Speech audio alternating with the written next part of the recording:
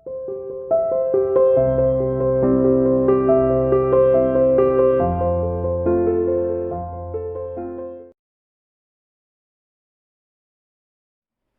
dear student, welcome to C International School online classes.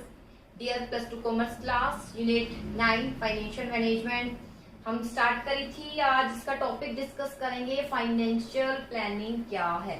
ठीक है, सारे डिसीजन हम डिस्कस कर चुके हैं जो फाइनेंसिंग डिसीजन में आता है। इन्वेस्टमेंट है, फाइनेंशियल डिसीजन है एंड थर्ड डिविडेंड डिसीजन। ठीक है, आज हम डिस्कस करेंगे फाइनेंशियल प्लानिंग क्या है। प्लानिंग भी तो करनी होती है। ठीक है, बिना योजना के आप कुछ भी आपके हाथ में सफलता नहीं लग सकती।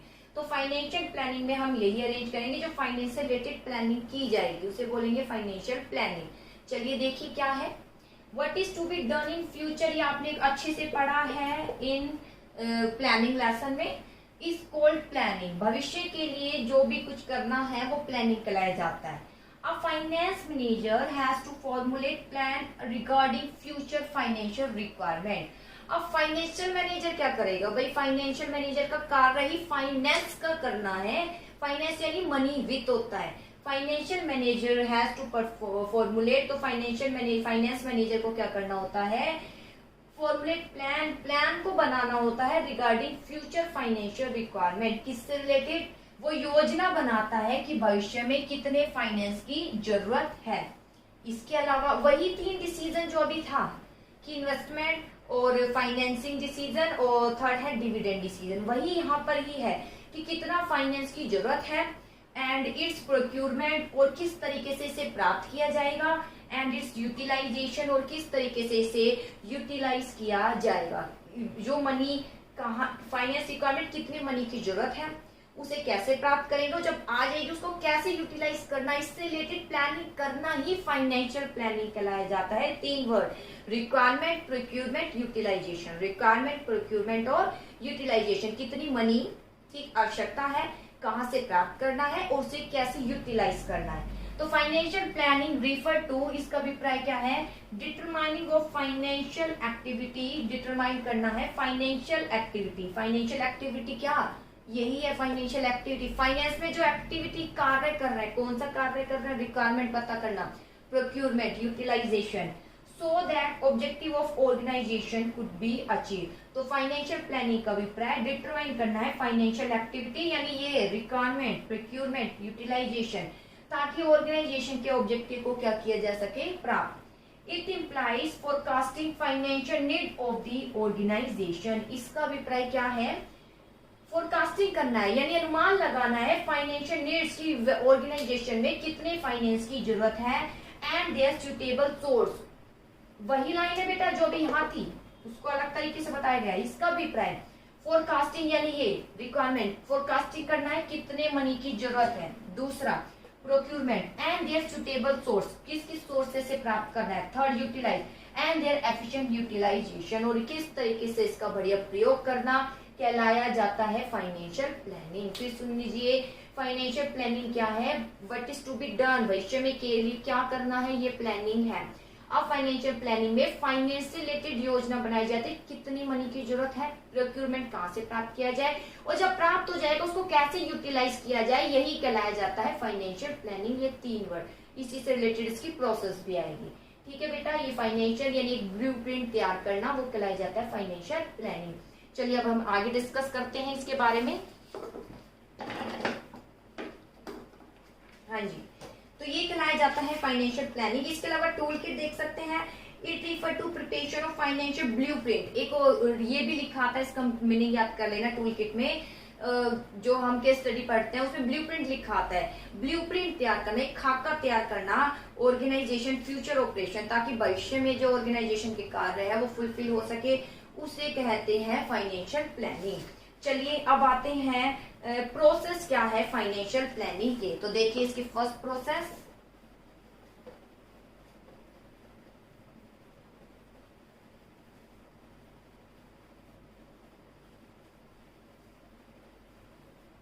हाँ जी, तो फर्स्ट प्रोसेस है, क्या क्या प्रोसेस है? सबसे पहले डिटर्मिनेशन ऑफ फाइनेंशियल ऑब्जेक्टिव। सबसे पहली प्रोसेस है determination of financial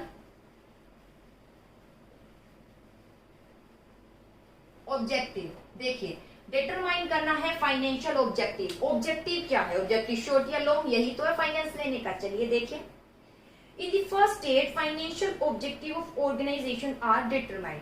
first stage में फाइनेंशियल ऑब्जेक्टिव क्या किए जाते हैं? डिटरमाइन किए जाते हैं। Financial objective of an organisation में बी ऑफ टू काइंड, ये दो प्रकार के हो सकते हैं financial objective. First of all short term financial objective and second है लॉन्ग टर्म फाइनेंशियल ऑब्जेक्टिव। पहला शॉर्ट टर्म फाइनेंशियल ऑब्जेक्टिव और सेकंड है लॉन्ग टर्म फाइनेंशियल ऑब्जेक्टिव। अभी बोला था ना फाइनेंस का ऑब्जेक्टिव क्या, फाइनेंस किस लिए लेना है, या तो शॉर्ट टर्म के लिए लेना है या लॉन्ग टर्म के लिए।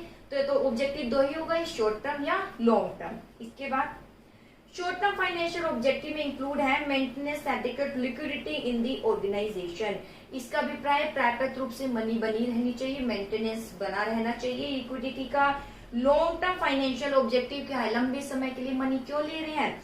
It include procurement of adequate finance from different source to increase the efficiency of organisation. Long term financial objective का अभिप्राय क्या है?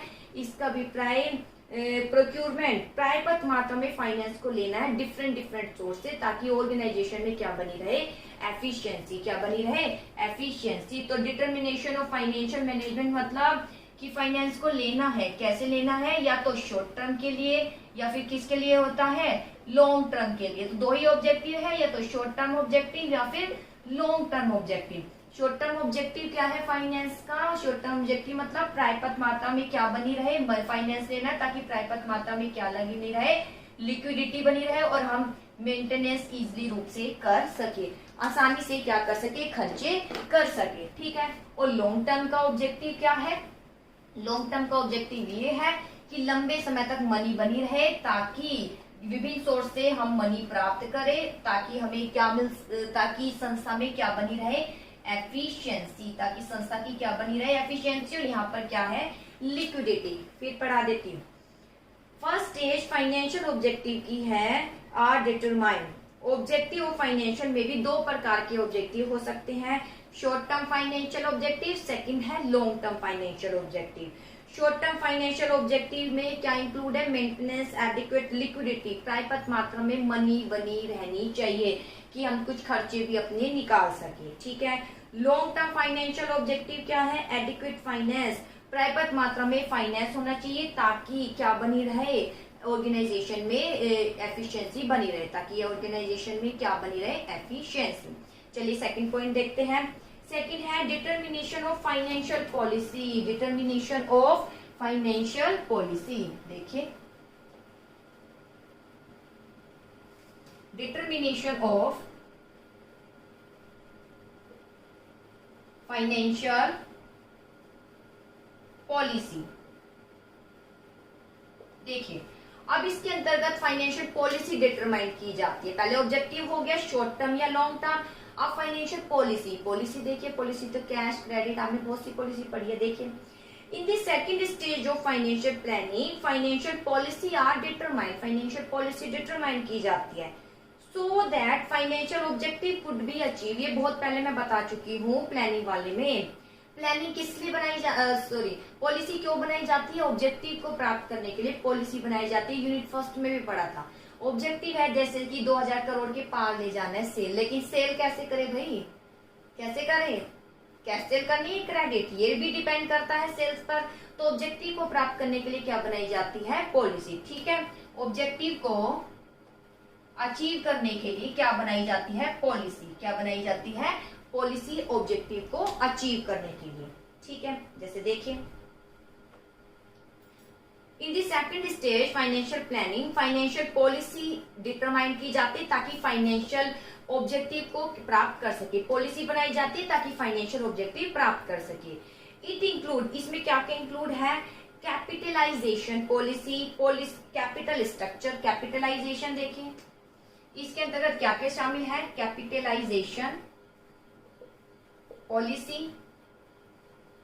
सेकंड है कैपिटल स्ट्रक्चर पॉलिसी। इसके बाद है fix assets management policy, and last है डिविडेंड पॉलिसी। इसके बाद है वर्किंग कैपिटल मैनेजमेंट, ठीक है, पॉलिसी, और लास्ट है क्रेडिट पॉलिसी, ठीक है। इसके बाद आता है, लास्ट है क्रेडिट पॉलिसी। तो देखिए क्या है, डिटर्मिनेशन ऑफ फाइनेंशियल पॉलिसी में सब सेकंड है फाइनेंशियल पॉलिसी डिटरमाइन की जाती है। पॉलिसी क्यों बनाई जाती है? ऑब्जेक्टिव को प्राप्त करने के लिए क्या बनाई जाती है? पॉलिसी। ऑब्जेक्टिव को प्राप्त करने के लिए क्या बनाई जाती है? पॉलिसी। पॉलिसी कौन कौन सी हो सकती है? देखिए, सबसे पहले आती है कैपिटलाइजेशन पॉलिसी। कैपिटलाइजेशन पॉलिसी क्या होती है? यानी कैपिटलाइजेशन, कैपिटल आ गया ना, कैपिटल यानी लॉन्ग टर्म हो गया, यानी लॉन्ग टर्म से टोटल अमाउंट कितना लेना है उसकी पॉलिसी कहलाई जाती है कैपिटलाइजेशन पॉलिसी। आप कह सकते हैं टोटल अमाउंट कितना लेना है as a long term source के रूप में, उसे बोलेंगे कैपिटलाइजेशन पॉलिसी। जैसे लॉन्ग टर्म से केवल 9 लाख रुपीज ही लेने हैं तो 9 लाख ही लिए जाएंगे, वो कहलाई जाएगी कैपिटलाइजेशन पॉलिसी, जो कि लॉन्ग टर्म से रिलेटेड है, ठीक है। ये तो हो गई कैपिटलाइजेशन पॉलिसी। इसके बाद है कैपिटल स्ट्रक्चर। अब कैपिटलाइजेशन में कैपिटल स्ट्रक्चर आएगा। स्ट्रक्चर मतलब मैंने ये बोल दिया कि लॉन्ग टर्म से 9 लाख रुपीज लेने, आपको लॉन्ग टर्म से कितने रुपीज लेने? 9 लाख। तो लॉन्ग टर्म कोई एक ही थोड़ी होता है, लॉन्ग टर्म में क्या क्या आता है? इक्विटी भी है, प्रेफरेंस है, रिटेन अर्निंग है, डिबेंचर है, लॉन्ग टर्म लोन है, ठीक है। तो अब कैपिटल स्ट्रक्चर मतलब कितना स्ट्रक्चर, कितना इक्विटी से लिया जाए, कितना प्रेफरेंस से लिया जाए, कितना डेब्ट से लिया जाए, इनका एक स्ट्रक्चर बनाना। कि 9 लाख है, हो सकता है 4 लाख इक्विटी से लिए जाए, ठीक है, और इसके अलावा 3 लाख किससे लिए जाए? प्रेफरेंस से लिए जाए, या आप मान लीजिए 5 लाख इक्विटी से लिए जाए, ठीक है, 3 लाख प्रेफरेंस से लिए जाए और 2 लाख किससे लिए जाए? डेब्ट से। तीनों को मिला के कितने लाख हो जाएंगे? 9 लाख रुपीज आ जाएंगे, जो कि कैपिटलाइजेशन पॉलिसी है कि 9 लाख रुपीज ही केवल लॉन्ग टर्म से लेना है, वो है कैपिटलाइजेशन पॉलिसी। कैपिटल स्ट्रक्चर, इसको स्ट्रक्चर में बांट दीजिए अलग अलग कि इक्विटी से कितना लेना है, प्रेफरेंस से कितना लेना है, रिटेन अर्निंग और डिबेंचर से कितना। रिटेन अर्निंग तो चलो ऑप्शनल है, आप जब यूज करना चाहे मेन तो इक्विटी प्रेफरेंस डेब्ट से कितना लेना है, कितना कितना इनका रेशियो बनाना है, वो कहलाया जाएगा कैपिटल स्ट्रक्चर। कि 9 लाख है, इक्विटी से मैं 5 लाख लिख रही हूँ, प्रेफरेंस से 3 ले रही हूँ, डेब्ट से 2 ले रही हूँ, ये आपके ऊपर डिपेंड है कितना किससे ले रहे हैं। इसके बाद आता है fix assets management policy. Fix assets management policy मतलब जो फिक्स असेट्स के लिए क्या मैनेजमेंट करना है, कितना अमाउंट फिक्स असेट्स के लिए रखना है। अभी पढ़ा था ना इन्वेस्टमेंट डिसीजन के लिए फिक्स असेट्स पर कितना खर्च करना है, ठीक है। तो ये सब डिटरमाइन करना, मैनेजमेंट करना कि फिक्स मैनेजमेंट के लिए भाई 9 लाख ही है, यानी फिक्स एसेट्स के लिए खर्चे जो 9 लाख तक रखेंगे वो फिक्स एसेट्स मैनेजमेंट पॉलिसी कहलाई जाएगी। और उसमें भी हम मेरिट डिमांड्स देखेंगे, फिक्स एसेट्स ले तो रहे हैं तो कौन सी ले रहे हैं, किस तरीके से ले रहे हैं, उस पर कितना खर्च कर रहे हैं, वो हमें कितना प्रॉफिट देगी, सब डिटरमाइन कर किया जाता है। इसके बाद होता है डिविडेंड पॉलिसी। डिविडेंड पॉलिसी पता है डिविडेंड कैसा डिक्लेयर करना है। एक पॉलिसी बना दी जाती है, भाई हर साल इतना % तो होगा ही, जब प्रेफरेंस पर फिक्स रहता है इतना % तो होगा ही। जैसे सैलरी इंक्रीमेंट होना है तो किसी संस्था में फिक्स है जी 10% तो होगा ही हर साल, ज्यादा होगा तो बता दिया जाएगा, ठीक है, इससे कम नहीं होगा। तो एक तरीके से ये पॉलिसी बनाना वो कहलाई जाएगी डिविडेंड पॉलिसी। की डिविडेंड कैसा डिक्लेयर कर रहे हैं आप, ज्यादा डिक्लेयर कर रहे हैं, कम डिक्लेयर कर रहे हैं, क्या % रख रहे हैं हर साल, वो पॉलिसी डिविडेंड पॉलिसी कहलाई जाती है, ठीक है। जैसे कुछ भी पॉलिसी हो सकती है, ये डिक्लेयर कर दिया कि अगर प्रॉफिट ज्यादा होंगे तब भी डिविडेंड ज्यादा नहीं दिया जाएगा, ये पॉलिसी बन जाएगी। तो डिविडेंड अगर ज्यादा भी डिक्लेयर होगा तो भी, सॉरी, प्रॉफिट ज्यादा भी डिक्लेयर होगा तो भी डिविडेंड एक्सपेक्टेशन के अकॉर्डिंग जो ज्यादा सोच रहे हैं वो नहीं मिलेगा। अगर ये पॉलिसी है, अगर ये निर्धारित हो जाता है तो ये क्या कहलाया जाता है? Dividend policy. इसके बाद आता है वर्किंग कैपिटल। वर्किंग कैपिटल क्या होती है? जो डेली के खर्चों के लिए रखी जाती है। वर्किंग कैपिटल ना तो आवश्यकता से ज्यादा होनी चाहिए, ना ही आवश्यकता से कम। आवश्यकता से ज्यादा होगी तो पड़ी रहेगी और प्रॉफिटेबिलिटी क्या, लिक्विडिटी तो बनी रहेगी, प्रॉफिटेबिलिटी क्या हो जाएगी? कम हो जाएगी। और आवश्यकता से कम होगी तो डेली के खर्च नहीं कर पाओगे, तो इसका मैनेजमेंट होना चाहिए। क्रेडिट पॉलिसी तो आपको पता है, उधार देना है, उधार किसको देना है, केवल क्रेडिट वर्थी पर्सन को ही देना है, ये सब कहलाई जाती है पॉलिसी।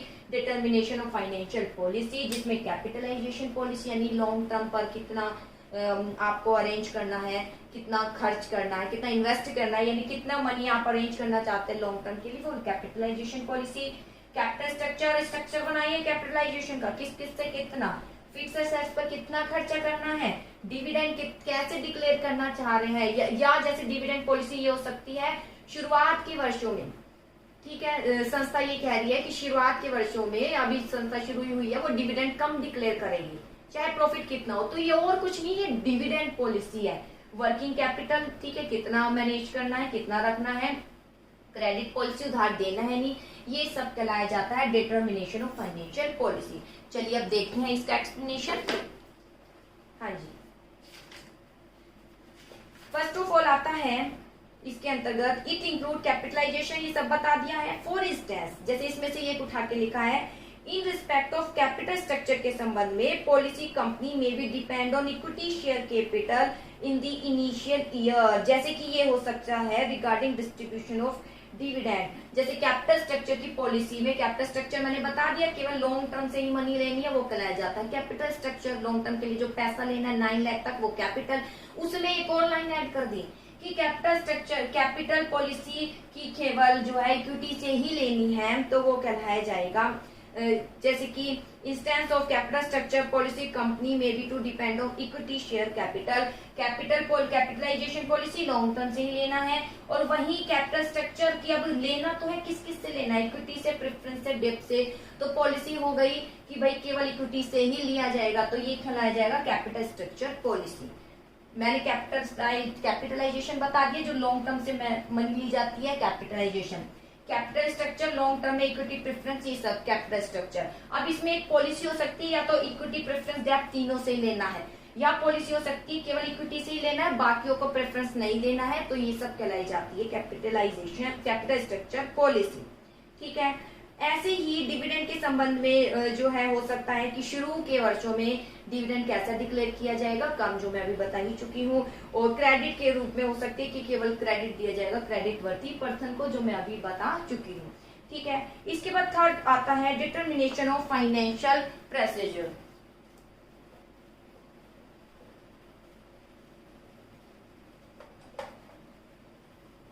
हाँ जी, डिटर्मिनेशन ऑफ फाइनेंशियल प्रोसीजर।